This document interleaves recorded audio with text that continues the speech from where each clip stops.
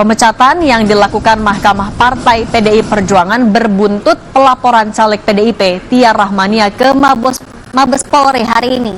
Setelah sebelumnya Tia sudah mengajukan gugatan perdata ke Pengadilan Jakarta Pusat Kamis kemarin. Menanggapi hal itu, Puan mengatakan PDIP punya mekanisme internal melalui Mahkamah Partai.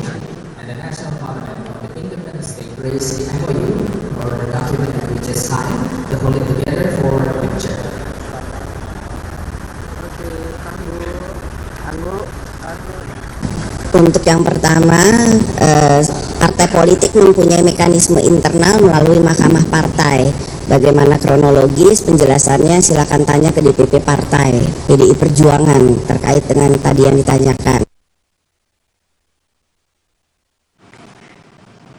Sebelumnya, pada Kamis kemarin, Tia Rahmania sudah mendaftarkan gugatan perdata ke Pengadilan Negeri Jakarta Pusat. Langkah Tia ini diambil merujuk pada Undang-Undang Partai Politik yang mengatur apabila perselisihan tidak tercapai di Mahkamah Partai, maka penyelesaian perselisihan dilakukan melalui Pengadilan Negeri. Pihak Pengadilan Negeri Jakarta Pusat mengatakan sidang perdana akan digelar 10 Oktober.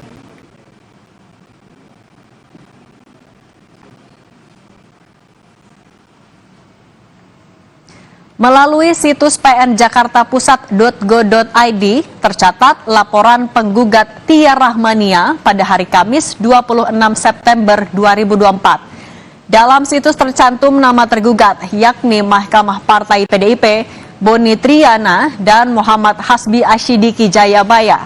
Selain itu, sebagai pihak yang turut tergugat yakni DPP PDIP, KPU RI, dan Bawaslu Provinsi Banten.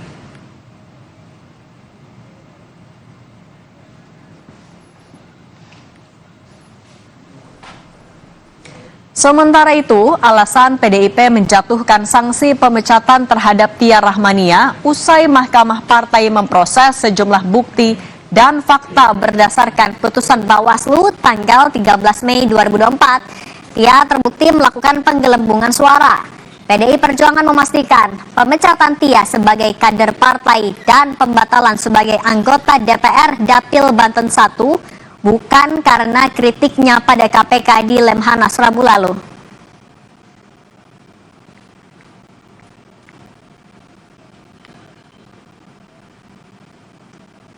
Baik ya, aja ya. Terima kasih. Terima kasih,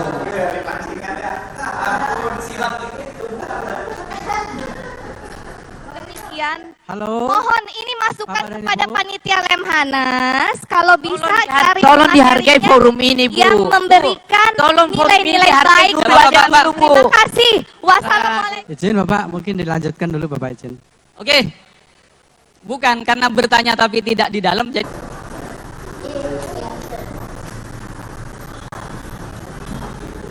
Baik ya, aja ya. Terima kasih. Terima kasih, Bang Eriko. Terima kasih.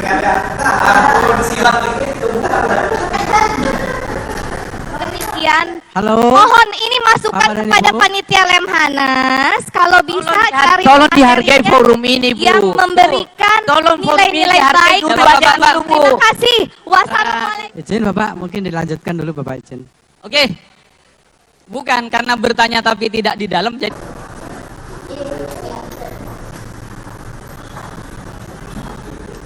Baik ya, aja ya. Terima kasih. Terima kasih, Bang Eriko. Berdasarkan fakta dan saksi dan alat bukti yang lainnya, kami memutuskan dari Mahkamah Partai bahwa telah terjadi penggelembungan suara dan berdasarkan aturan internal kami, anggaran dasar kami, bahwa ini adalah pelanggaran kode etik dan pelanggaran terhadap disiplin partai.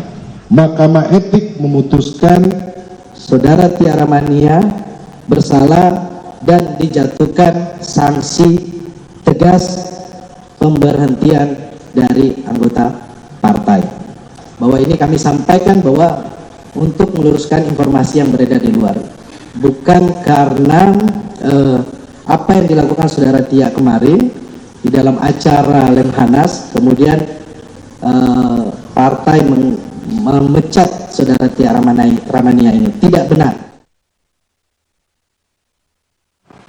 Dan untuk mengetahui perkembangan soal laporan mantan caleg PDIP Tia Rahmania di Mabes Polri, sudah ada jurnalis Kompas TV Dian Silitonga. Dian, pelaporan Tia hari ini ditujukan untuk siapa dan apa materi gugatan dari Tia? Ya, Cindy, sebenarnya rencananya laporan polisi hari ini akan ditujukan kepada caleg PDI Perjuangan lainnya, yakni Boni Triana dan juga Muhammad Hasbi Asyidiki Jayabaya.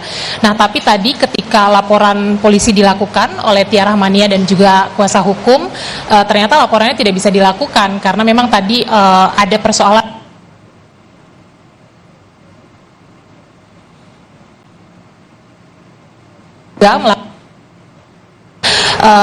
saat pemecatan Tia Rahmania dari Partai PDI Perjuangan. Nah, tadi disampaikan bahwa laporan polisi ini baru bisa dilakukan nanti setelah keluar putusan dari Pengadilan Negeri Jakarta Pusat atas gugatan yang dilayangkan oleh Tia Rahmania. Jadi memang hari ini laporan polisinya batal dilakukan. Tadi disampaikan bahwa laporan ini tujuannya adalah untuk melaporkan dua orang tadi yang sudah saya sebutkan atas dugaan pemberian keterangan palsu di Mahkamah Partai. Kita tahu bahwa dalam konteks ini Tia Rahmania dipecat oleh atau diberhentikan dan penggelembungan atau pencurian suara pada Pileg 2024 lalu. Nah, Tia Rahmania beserta tim kuasa hukum menilai bahwa keterangan dari Boni Triana dan juga Hasbi Asyidiki dalam Mahkamah Partai keterangannya adalah palsu begitu ya, sehingga menyebabkan Tia Rahmania dirugikan karena diputuskan oleh Partai PDI Perjuangan Tia melanggar etik dan juga disiplin partai sehingga sanksinya adalah dikeluarkan dari PDI Perjuangan dan itu otomatis membatalkan Tia Rahmania untuk maju ke Senayan karena memang kita tahu bahwa Tia Rahmania ini sebenarnya menjadi calon legislatif terpilih periode 2024-2029 di Dapil Banten 1.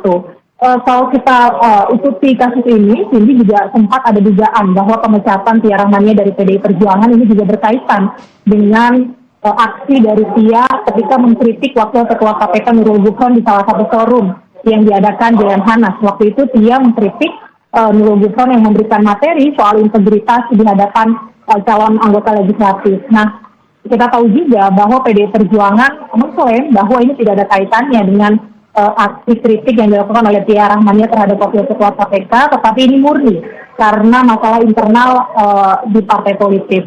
Nah, tadi yang menarik juga pihak Tia Rahmania dan juga kuasa hukum sudah melakukan konferensi pers menyampaikan bahwa yang menjadi persoalan adalah pihaknya sampai dengan saat ini hanya menerima surat pemecatan saja tanpa ada surat hasil dari keputusan Mahkamah Partai sehingga mereka tidak mengetahui apa-apa saja pertimbangannya. Nah, kita akan cermati bersama nanti bagaimana perkembangan dari kasus ini. Baik, terima kasih jurnalis Kompas TV Dian Silitonga melaporkan langsung dari Mabes Polri. Selamat bertugas kembali.